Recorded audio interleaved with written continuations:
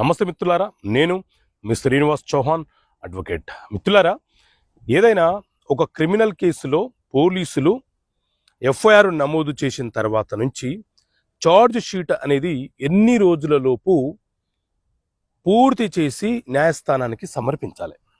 So మిత్రులారా, మన దేశంలో BNS భారతీయ న్యాయ సంహిత అనే చట్టం అమల్లో ఉన్నది.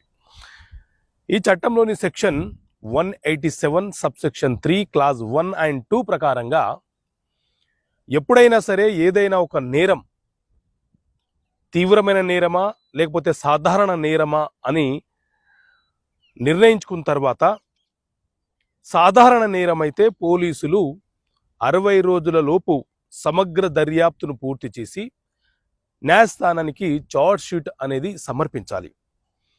అదే తీవ్రమైనటువంటి నేరం అయితే, అంటే కిడ్నాప్, మర్డర్, రేప్